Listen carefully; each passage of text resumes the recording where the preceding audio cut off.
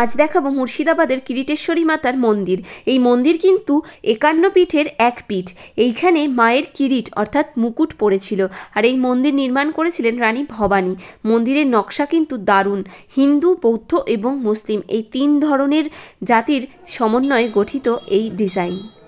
এটি হলো কিরিটেশ্বরী মাতার আদি মন্দির। এখানে অমাবস্যায় মঙ্গলবারে মাকে স্নান করানো হয়। কথিত আছে মির্জাফরের যখন কোষ্ঠকাঠিন্য হয়েছিল তখন এই মায়ের চরণামৃত খেয়েই তার সেই রোগ সেরেছিল। এই মা কিন্তু খুবই জাগ্রত।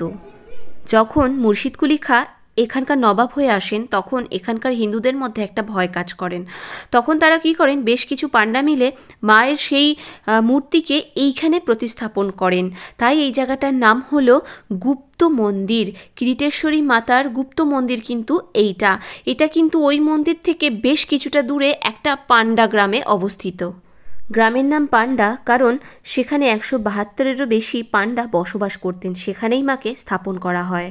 মায়ের কিন্তু কোনো মূর্তির রূপ নেই এই গুপ্ত মন্দিরে, তাই শাড়ি দিয়ে ঢাকা থাকে। তো কথিত আছে সেই 172 জন পান্ডা মনস্থির করেন যে মাকে সেই শাড়ির তলায় কী রূপে মা রয়েছেন সেটা দেখবেন। এই প্রক্রিয়া শুরু করতেই প্রথমে যিনি দেখেন তার চোখ অন্ধ হয়ে যায়, তারপর তা দেখা বন্ধ হয়ে যায়। তো এই ছিল কিরিটেশ্বরী মাতার কাহিনী।